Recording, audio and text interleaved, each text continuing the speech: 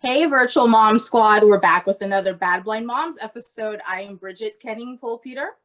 And I'm Stacy Cervenka. And we are two blind moms trying our best and getting it wrong every day. For sure. And today we are joined by a badass blind mom, Denna Lambert. So, hey, Denna. Yay. Hey, ladies. How are you? I am good. Surviving. We made it through the week. That's all. Yes. You know, as a mom, that's all you can hope for. Exactly. Denna, can you tell us about yourself? A little bit about who you are, what you do, what you like. Oh my goodness. Yeah. So I'm originally from Arkansas. So you may hear some twang here and there. But I'm now in the DC area, so now I have to be proper. And that's what I do. But I'm from Arkansas. I grown and raised, and I am also blind, i.e. why I'm here. And I have a 20-month-old son named Kaleb. I work for the federal government, actually a pretty cool agency. Some people may know it as NASA. I'm a project manager there, sometimes pushing paper, counting beans sometimes. And yeah, I just surviving through the pandemic. For fun, let's see, what is fun?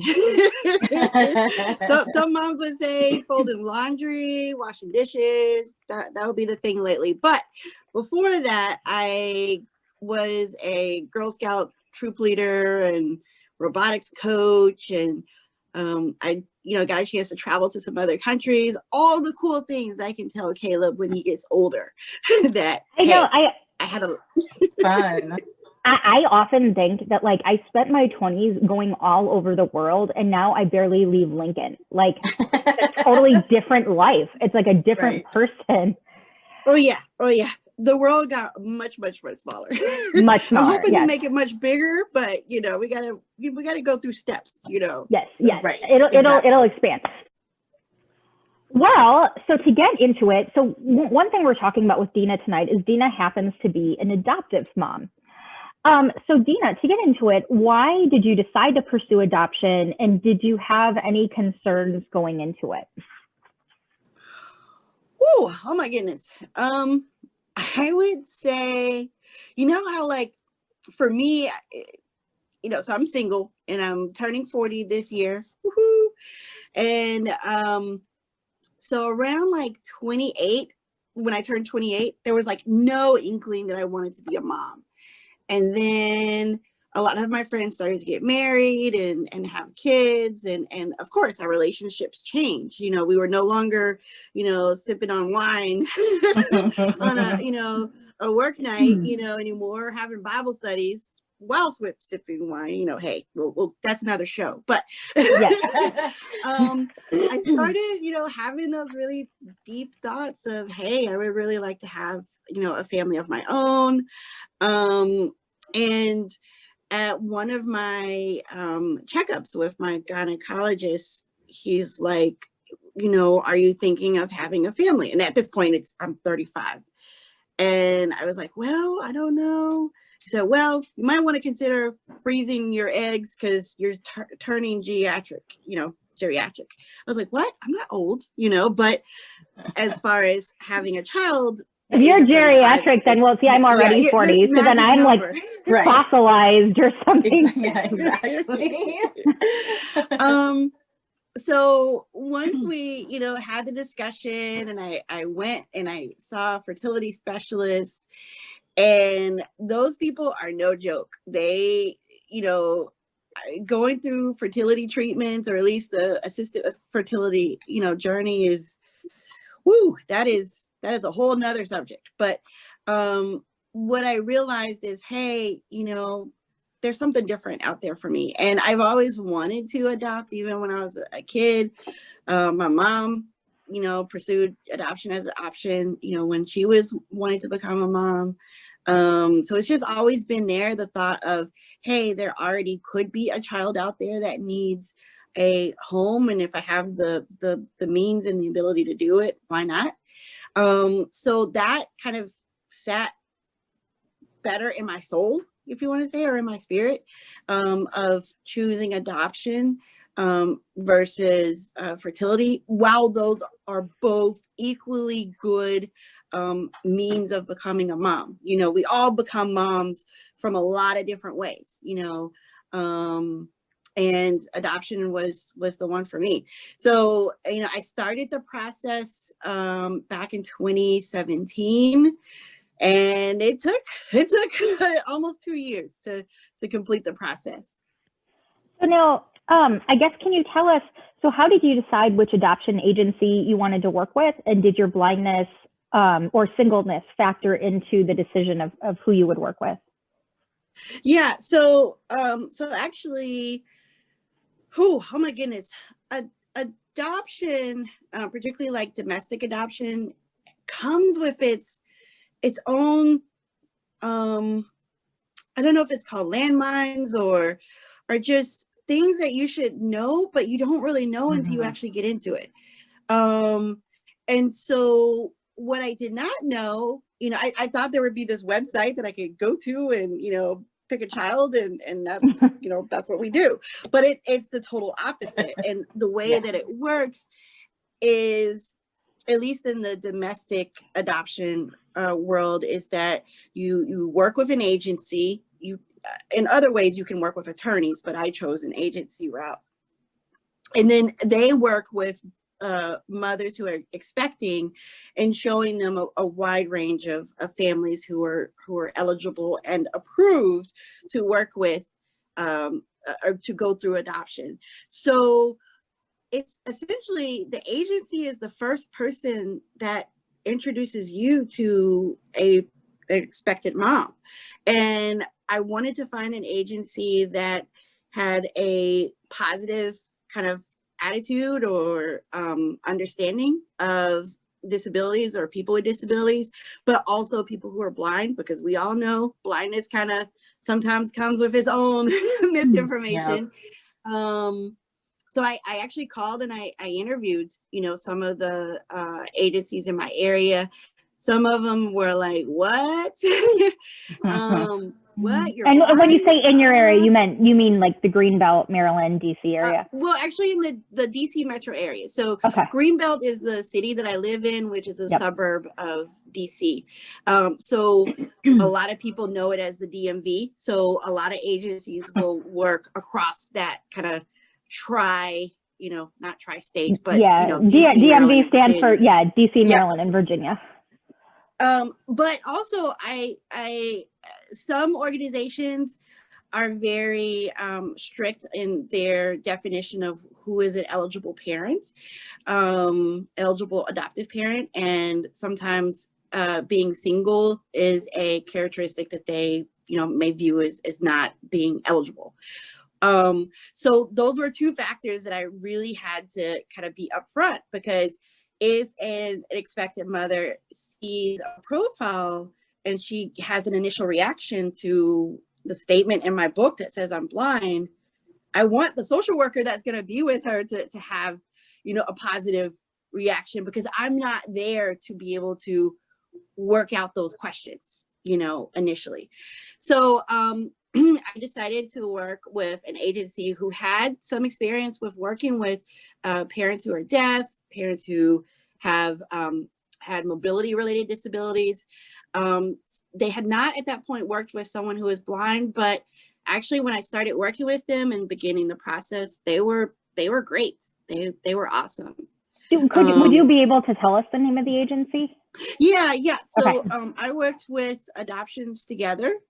And they are located in the DC area, so DC, Maryland, Virginia, but they do partner with other agencies across the country. Now, with adoption, there are two main components, and we can get into that a little bit later, but you have the home study component, which you can start with an agency to do your home study.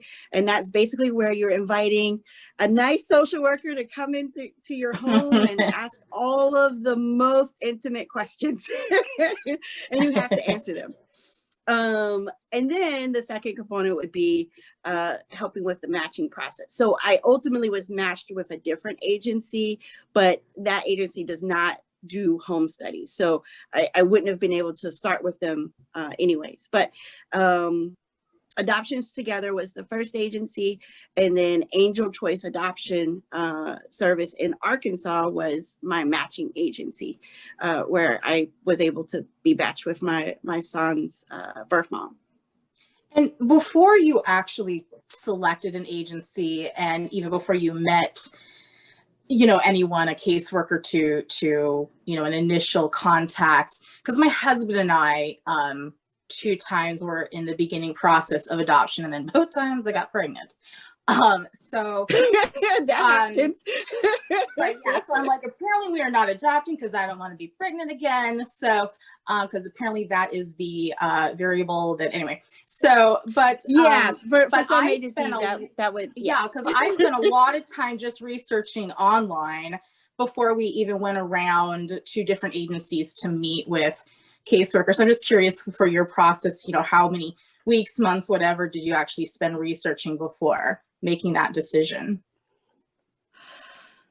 Oh my goodness. Well, for one, what's really important with adoption is to choose the process that you want to go through. So the ways that people can choose to adopt is through foster care.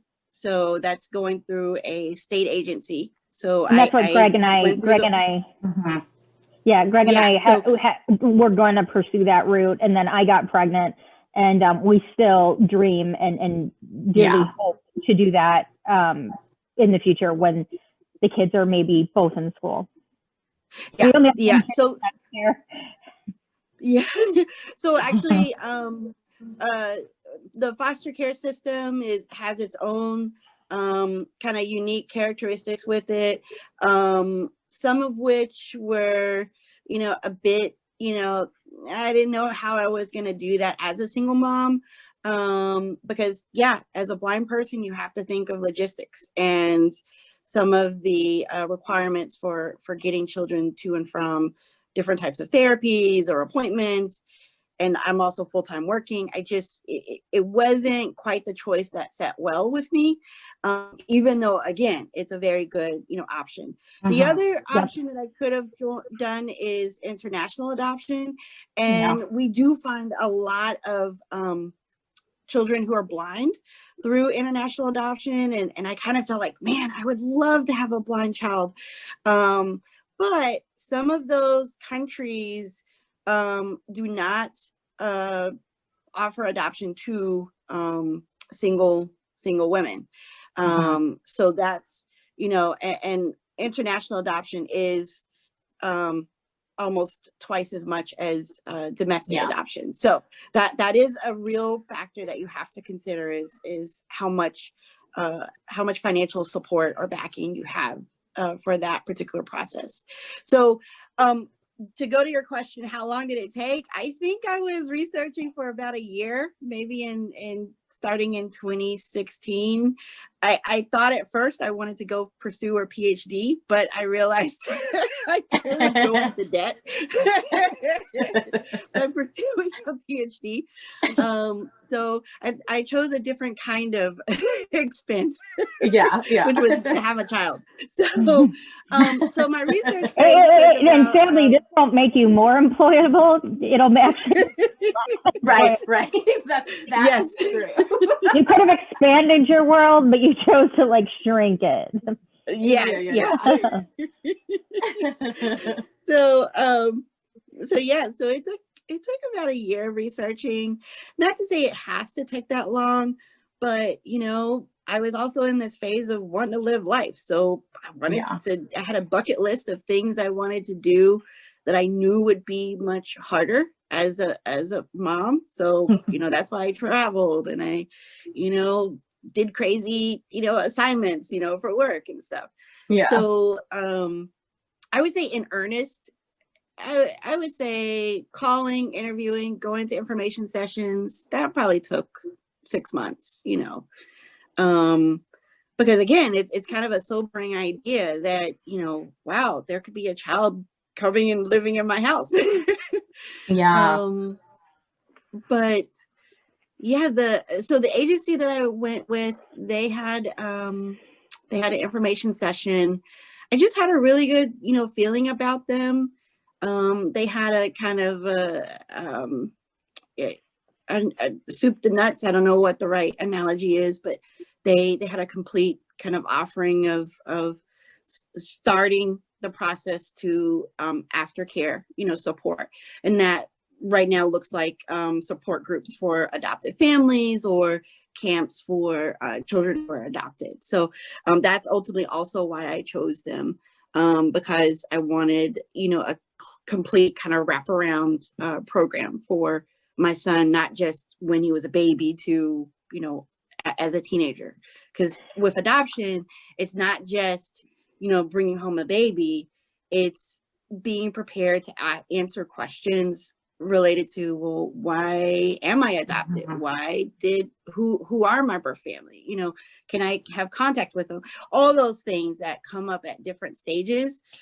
Yeah, I need help with that. So tell us a little bit about once you got to your journey with the adoption with the home study, because I'm sure a lot of parents out there are curious. Were you nervous? Were you, particularly when it came to being a blind prospective parent, did you think, what are they going to ask me? What are they gonna look for? I'm sure there was a lot of things going through your head. I'm just curious if you could tell us a little bit about that particular aspect of adoption. Yeah. So the home study is a requirement by law in most or all of the states. And basically what it is having someone from the agency who can come in, assess you as an individual, the environment that you're living in, your health, your well-being, all of that. So any and every topic is on the table, essentially. And it's different than if you were deciding to become pregnant. That's usually a choice between yourself and your partner, if you have one. But in adoption, you're kind of inviting a social worker, your doctor, and an agency into that conversation, which is kind of weird, but hey.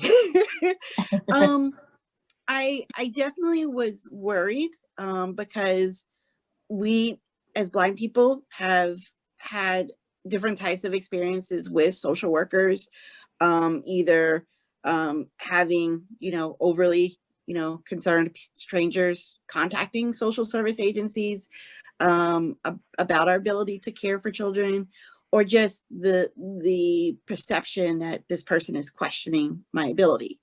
And that would be true for anyone going through the adoption process, but I know I felt triggered through the whole thing, I remember, having cleaners come to my house and cleaning the whole house before, she came, or, feeling like I needed to have, warm, hot cocoa or cookies, chocolate chip cookies, I thought in my mind I needed to be, Aunt Viv or Mrs. Huxtable, from the Cosby Show, to present this persona. But anyways, so my social worker, she was really nice. I was really stressed out. We talked through the normal questions of, hey, what was your childhood like? What are your thoughts on what your approach is gonna be for raising a child? And it's one of those things of I think I know I want to raise a child. I know I'm supposed to keep them alive, but an approach, who does that? So I think and that's, you're right. That's one lucky thing about when you just have a child. Like I read half a book, half a parenting book when I was pregnant with Leo. And I was like, God, this is boring.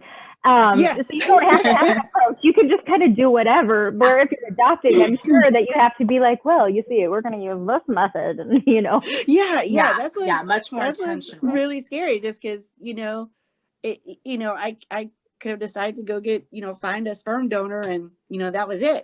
But it was a very thoughtful process, because as part of the home study, you have to have 3 references, and these people actually, the social worker called and talked to my references.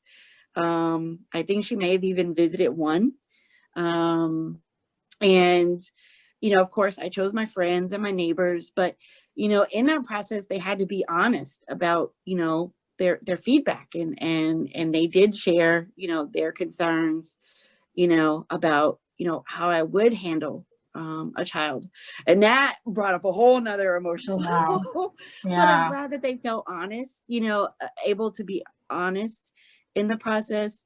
It did result in us having some conversations as friends, but in a way, looking back, I'm really thankful that we did have those conversations, because what are you gonna do if your child is sick in the middle of the night? And who is on that list that wants to get the call to take me and my son to the hospital? Who Well, wants can to I ask, did you think about having any blind parents like on that list, or like any blind friends who were parents, kind of as resources?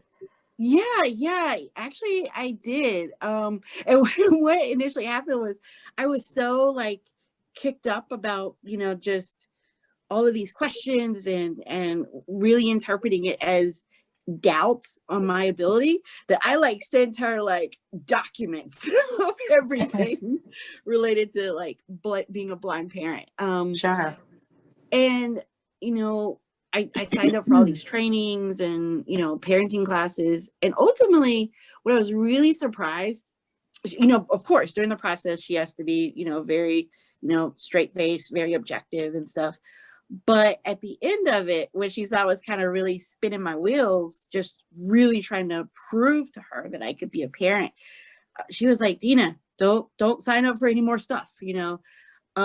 She had actually, I don't know if it was a family member, but she said, I have been around a blind person who was a teacher, and I saw how she handled her classrooms. And I also have a family member who's blind. So she did have a family member. So through whatever interactions she had with those individuals, they left a positive impression on her. She couldn't convey to me until the very end, but she did feel comfortable with what I, had in my home, and needing to pass all the inspections. She did have really good feedback. Hey, you have really great experiences with kids that are, 4 and older. You really should get some exposure to young babies and toddlers. And as a blind person, I wasn't really given very many opportunities to take care of a baby on my own. As a teenager, serving as a babysitter, like a lot of other girls or kids would. So honestly, I was, going to friends saying, hey, can I babysit for free? And they were like, hey, what's your schedule like on Wednesday? I know. So do you want to do an overnight? Do you want to practice staying up?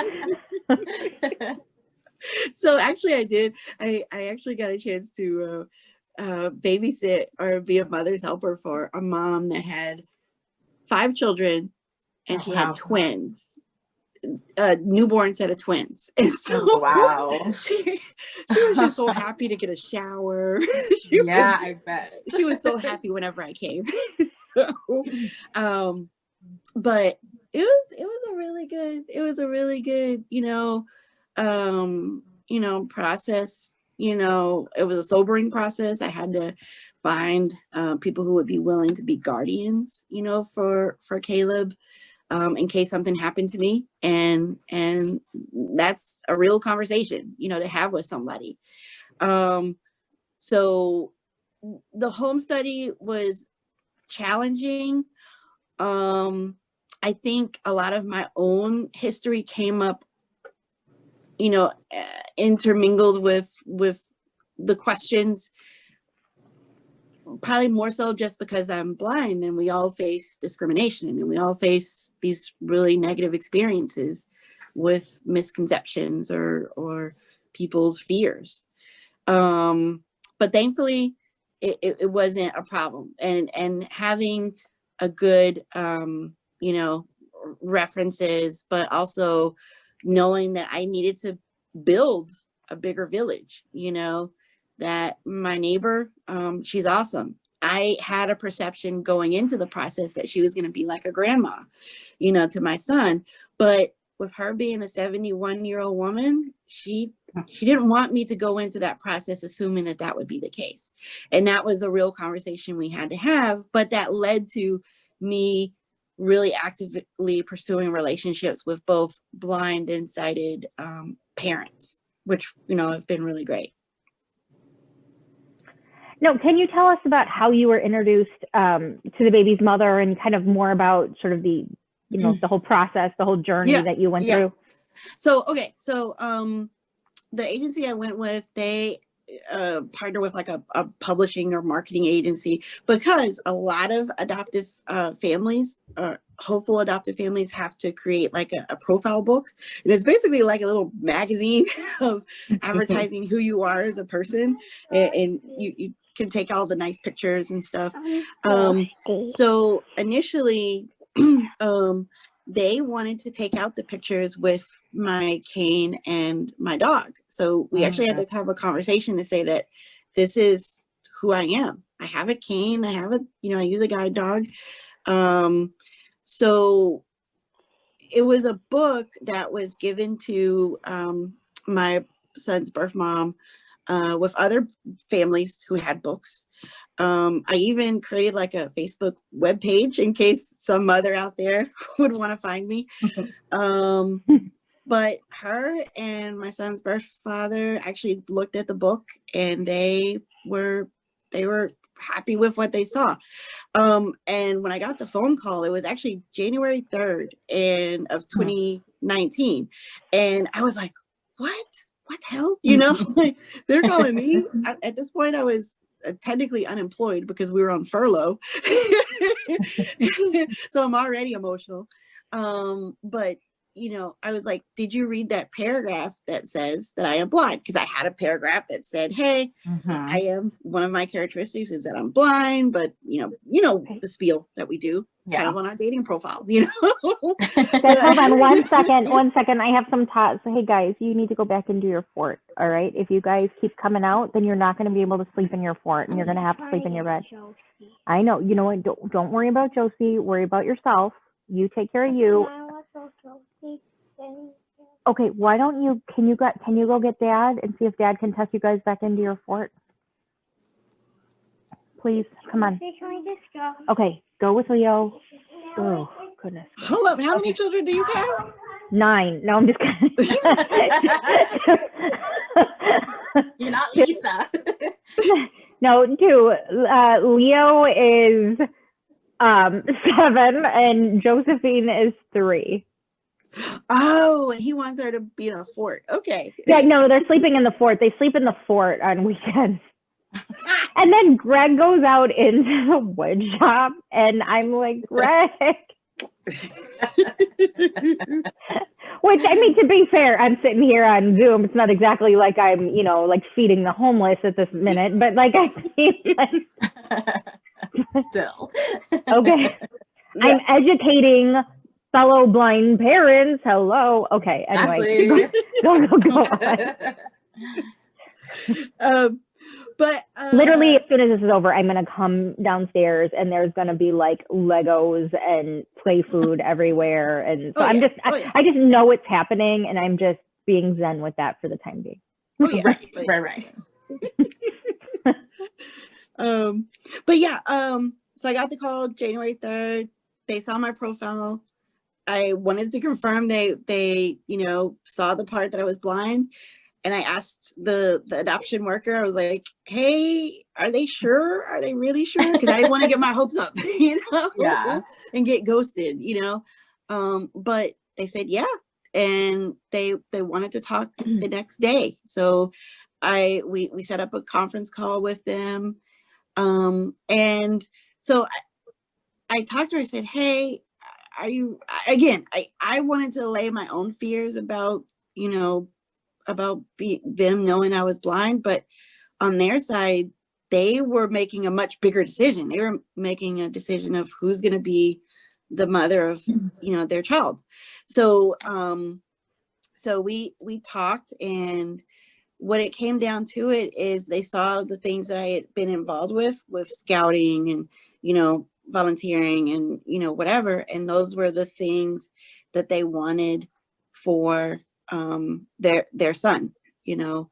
Not to say I had to be this picture perfect person, but, you know, what we know in the adoption community is that birth mothers choose adoptive families for a lot of different reasons. It, you know, part of it, I know she loves that Kaleb is growing up with a dog, you know. She's a guide dog, but she's a dog. You know, it could be that, you know, some parents have said that their birth moms chose them because, you know, there was musical instruments around the house, you know. So blindness was not a factor. It was more of what she wanted. I think it helped being transparent with her, and saying, hey, we're going to do things a bit differently, you know, sometimes, but my primary goal and prayer for him is to have an awesome childhood and to grow up into a really nice young man. I hope. You know, so that was the commitment that we made to each other. So we got a chance to get to know each other during her pregnancy. I was matched, I think, during like the 3rd month, and then he was born in May, and she wanted me to be there at the birth. So I was thankfully there for a lot of her ultrasound appointments, prenatal appointments, and then I got a call while my parents and I were at a Dollar Tree store. Hey, come to the hospital. She's in labor. And I was there. I got a chance to assist with labor and delivery and cut the cord, and actually got a chance to do skin to skin. So it was as close to like a delivery experience without actually physically delivering my son. Yeah. No, didn't you name the baby Kaleb? And wasn't that after the baby's dad, or that had some significance to the mom, right? Yeah. Okay. So so I had always wanted to name a child by naming Kaleb. Because, you know, I consider myself a Christian, and I really love the story of Kaleb and Joshua, who were the 2 scouts in the Promised Land. And, you know, Kaleb's name in a biblical sense is in a biblical sense means wholeheartedly faithful. So I thought that would be a wonderful characteristic for a son. So when I brought the idea up to her, his birth mom, she was like, I love that. Can we name him with a K? And I was like, yeah.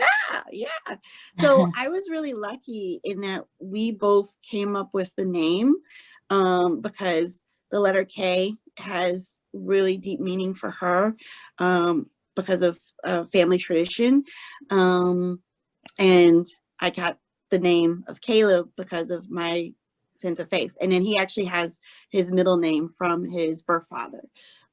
So it was really, really nice, really sweet. But also, I know it's a really unique experience. A lot of people who go through adoption may not have the opportunity to be part of the birth, but everyone has their own story that makes it just as special. So yeah. And it's a difficult time, I imagine, for the birth mom too. And you know. Oh yeah, and that was the hard part. That was consideration. That was really hard. Oh yeah. I mean, just because, and that was really hard. I mean, to be with her and see her make a decision that was permanent, I mean, you know, I know my biggest fear as an adoptive mom is that someone would come along and want to take him back. But she had to make a decision to let go. And I can't imagine that. And to have to be with her in those feelings was really difficult, but it was such a powerful decision. But we have what's considered an open adoption. And I was gonna right ask now, about, right now, the thought in the adoption community is that open relationships or open adoptions are important, and they're valuable. They're hard because you have to deal and address your feelings as an adoptive parent and their feelings as a birth family. But when you talk to adults who were adopted, their sense of identity as a person is really impacted by how much information and how adoption was presented to them at an early age. So the approach now is what level of openness you can have, whether it's sending pictures or having visits. It's important to share that information with them at an age appropriate manner. So Sure. Well, and I imagine just for the moms too, I mean, it is a traumatic situation. And, you know, just, oh, my kids. Okay. I hear another kid coming up. I'm sorry. Tears. Okay, guys. No, but I mean, as you know, the mom too. I mean, I imagine that having an open adoption allows her to know that her child is safe and she knows that her kid is happy. And do you know what I mean? Like, she doesn't just think, oh my goodness, he's out there somewhere. Where is he? Like he knows, right? I mean, yeah. And that's the really great thing. Like, I feel really lucky. I can ask her some questions that, and a big part of having an open adoption is having access to family medical history. One of the things that I found out is, he has his feet prorate, or at least turn in. And it was something that, I was able to ask her, hey, does anybody else in the family have this? Is this a unique characteristic I need to watch out for? And it was great to be able to share that information. Certain things that he does, he likes to cross his feet, when he's sleeping, but that's something his dad does, so we have a really good, open relationship.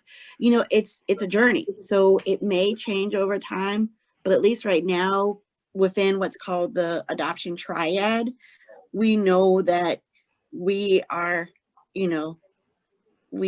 like pursuing the best for Kaleb. Now, how much contact do you have with Kaleb's birth mom?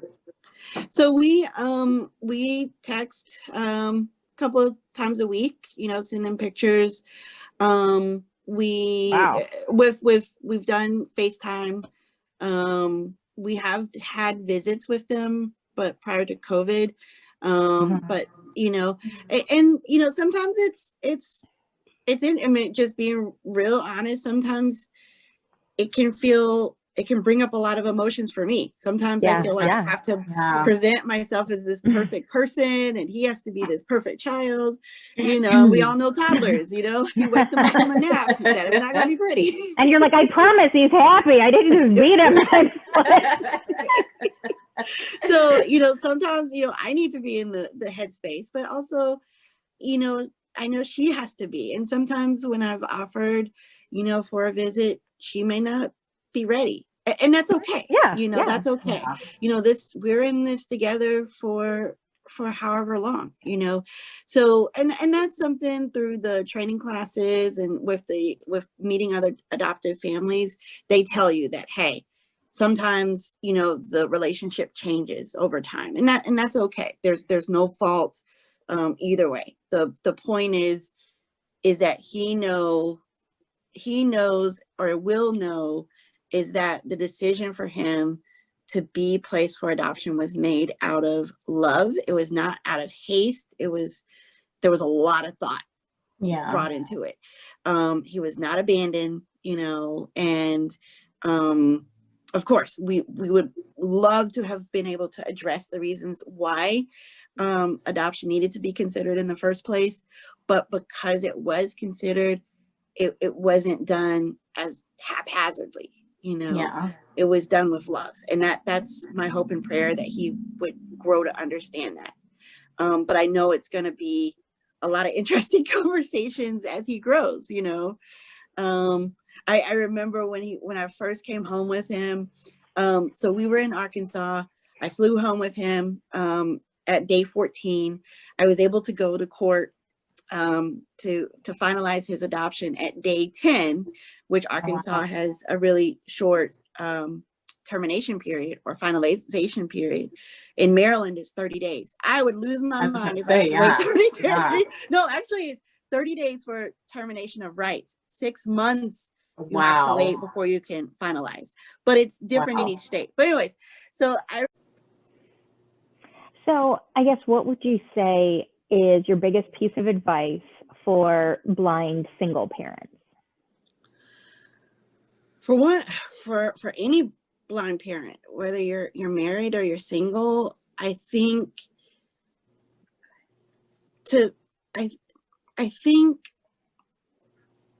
really challenging this notion that you have to be this perfect person to be a parent.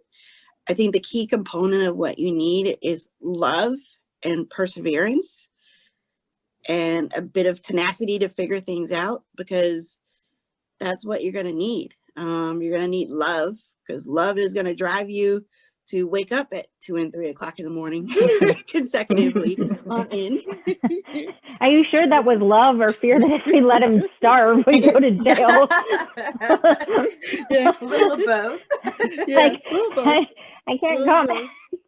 You're gonna need perseverance, so that's definitely, because I've noticed that you kind of have these peaks and valleys of I first had to learn how to handle a newborn, and then I had to learn how to handle a baby that could crawl, and that stuck around for a while, and then I had a baby that could walk, and so it's gonna take time to push through the things that you don't know until you figure it out, or rely on others to help you figure it out, and then just hanging in.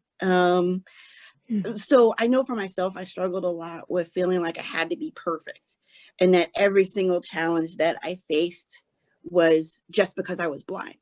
But in talking with both blind parents and sighted moms out there, everybody is struggling to figure it out. I think the fear that we do have is that other people are looking at us and assuming we cannot.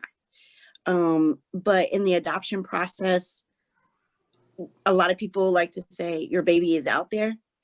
And I learned that my baby was out there. It took some time to find, but my baby was out there. And being able to stick with it, it did happen. So yeah, nobody's perfect, and you spin a lot of wheels feeling like you have to be perfect. So that's what I would say. I just want to add here that Dena's so right. You don't have to be the perfect parent. You only have to be the perfect blind person. So let's exactly. Yes. Yes. So it's okay if you're not the perfect parent, as long as you're the perfect blind person. Perfect blind person.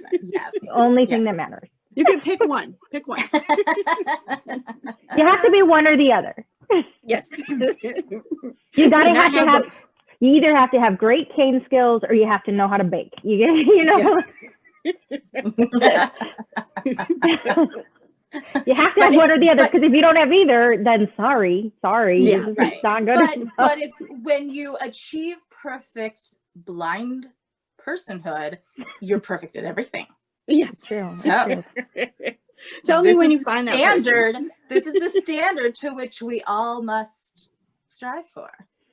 Yes, everyone. I want you to look at the three of us here. This is what you're hoping to achieve. This is This is what you should be thinking about every day as you Yes. as you work on your personal growth. Yeah. Yeah. Stacy and I are the standard to which you all should hold No, yourself. actually, I think that's Dina. You and I are, look, it's more of it's like a don't be like us, be like Dina. Like Dina. Yeah, exactly. We should make a t-shirt that says that. Exactly. Don't be like us, be like Dina. Like Dina. Okay, so final question. So I guess what would be then your biggest piece of advice to blind parents who are thinking about adopting or who are open to it, people who have an interest in adoption? Yeah. So, oh my goodness. I would say make the choice, in that it is a choice to do this.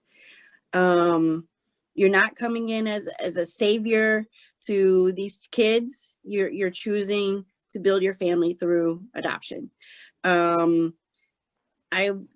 reality is also that adoption does cost, has expenses to it. So I would really work with whether it's a volunteer or a friend to look at your budget, look at your expenses, because that's a real thing. I had to figure it out. Now, is foster care, isn't it? My understanding is adopting through the foster care system is kind of the least expensive way to do it. Yeah, and then often when you do that, your kid is like eligible for Medicaid and free lunch. Yes, and yeah. So that is the case for foster care. But you definitely have to know what you're getting into when you're choosing foster care. Because, in that case, adoption through foster care, there's a reason for those kids being in that system. And you have to be prepared, for what that is. So that would be the case for whether you go through foster care, domestic adoption, or international adoption. You have to be open to learning lots of stuff. And frankly, that's the same with, giving birth to children biologically. There is no, oh, well, gee, I don't want a kid who has any, unhappiness or any issues. Like, well, maybe you just want to get a puppy because you could do anything. You could adopt a child internationally. You could do, go to a sperm bank. You could have a child, in a marriage. You could adopt through the foster care system, and all of these things could bring you great joy or be a struggle, or most likely both. It's yeah. So that's where it's just, there's so much to learn. It changes you, who you are. So I would say, knowing that you're choosing adoption, go with it with an open heart, open mind, be willing to change. So if you are going to adopt transracially, meaning you're choosing to adopt a child who has an ethnicity that's different from yours, learn about it, build your community to match that, but it's a beautiful process, either way, so yeah, that would be my big advice. But also, hone in on, the really good parts of who you are as a person, because you got to buckle up for the adoption process, because you got to hold on to what's good. And just go for it. Don't feel like you have to be this perfect person, because you don't. And just take all your naps and get your sleep now, because it'll change when the child comes. Yep. Yes. I was like, what did I do with myself? Why didn't I sleep more before Kaleb came? I often think, like, man, I had so much free time before. Like, why didn't I learn like 7 languages? And I had so much time. Like I could have written a book or something, Right. I know. Yeah. The other day I was just like, we had so much free time.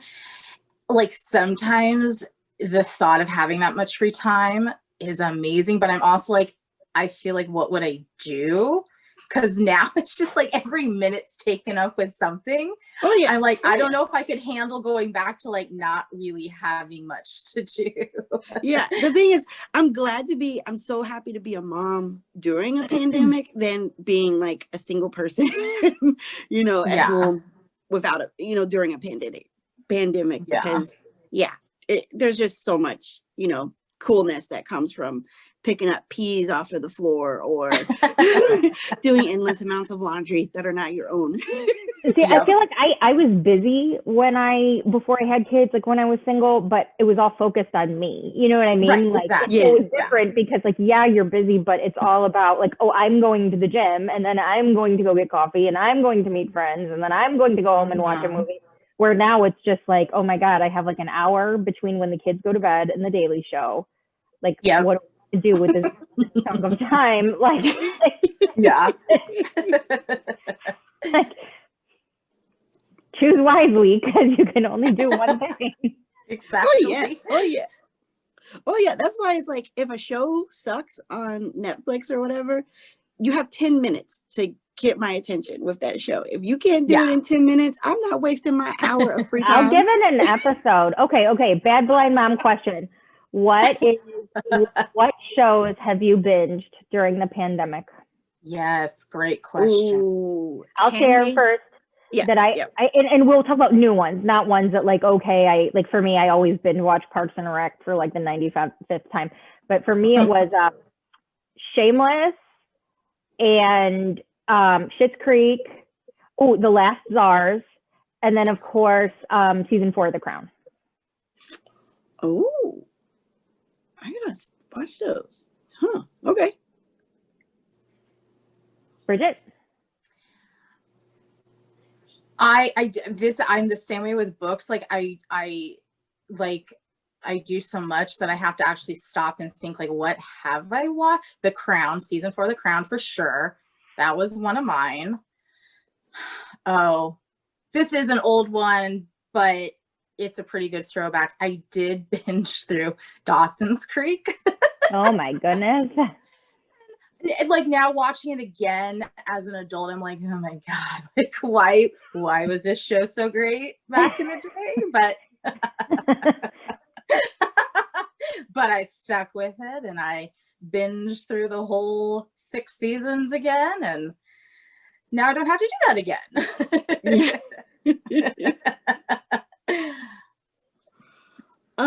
Okay.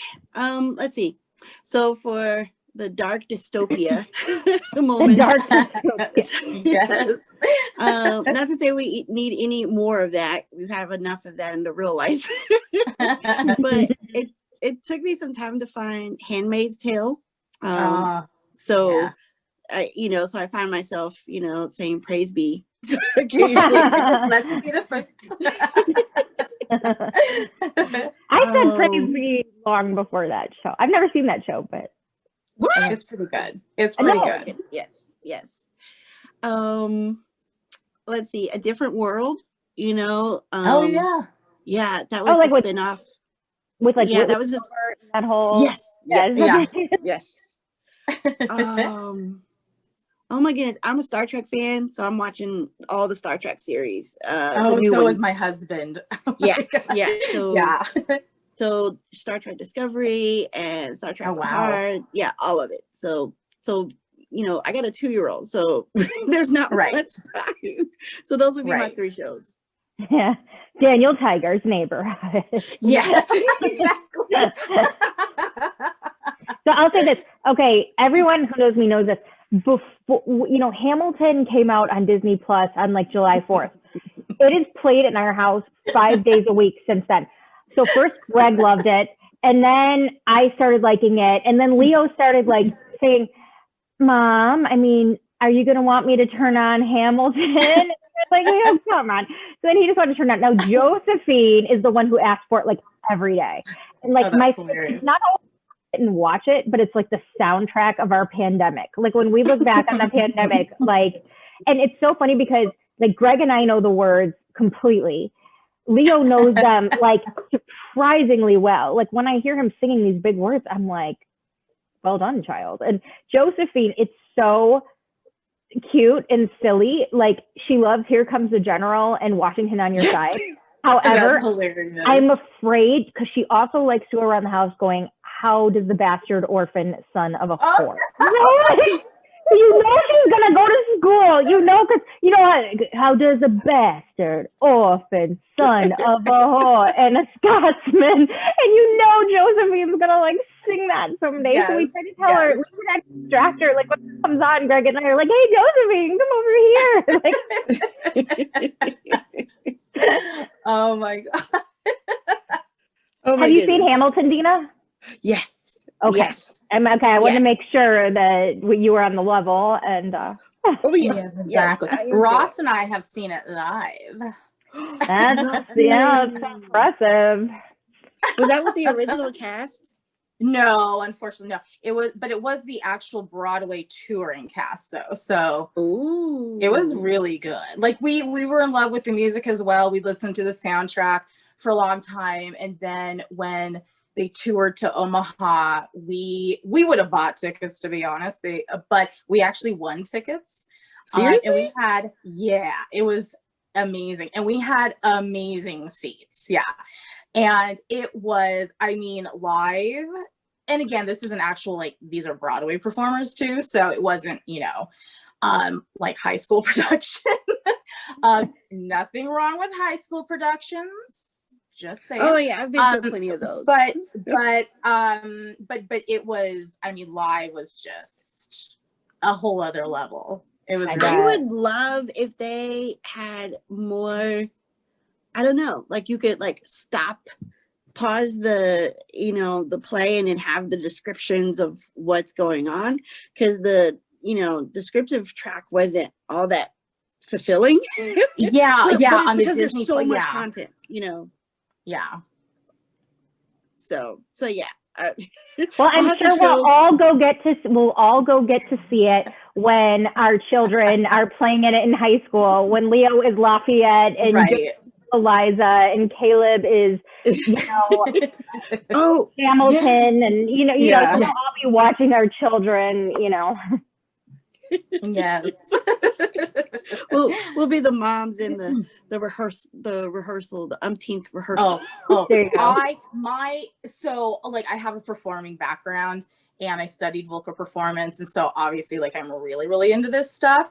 And my youngest, Duncan, we call him Ham because he is just so theatrical and he's always just doing really dramatic things. And his new thing recently is he's obsessed with New York City. And he's like, he wants to go there. And like last night we were watching, NBC had this Broadway special and they had different Broadway casts performing. And so he was watching it with me. I'm like, Duncan, these people, they're in New York City right now. And he's like, Mom, I just love New York City. So I was like, well, maybe one day you'll be performing there. Wow. Oh my goodness. Well, yeah, that would be, I'm just happy if I can get Kaleb on a bus. Yeah, I know, right? I know. In reality, yes. Like he's the same child also has been eating paper lately. So, our expectations are a little low at the moment. All right, ladies. Oh, by the way, Fiddler on the Roof is also like the T'Pol version. And the 70s version is also on Netflix now. So, oh, I didn't know that. Yes. Oh, it's on Netflix now. Mm-hmm. The 1970s. Yeah. It works well if you watch The Last Tsar. It's kind of like The Last Tsar. Yes. It's like 6 episodes. Dina, it's a little porny. Not like porny, but like it's like, you're going to hear some noises that you didn't really want, but it's so good. It's really good. So it's about the last Tsar. It's like the Russian revolution, like the last Tsar Nicholas. So it takes place from like the early 1890s to, 1917 or 1918 when it happened. But then if you watch that and then you watch Fiddler on the Roof, you kind of see that same time period through a different dynamic by because they're Jewish and they're people that the Tsar had persecuted. Yep, And so it's yeah. kind of interesting, like you watch The Last Czars and you see that family, and then you watch Fiddler and you're like, you know? Yeah. Interesting. Wow. Okay, cool. juxtaposition. Yes. I mean, or you could just watch something fun like Different World, but you know, if you want to.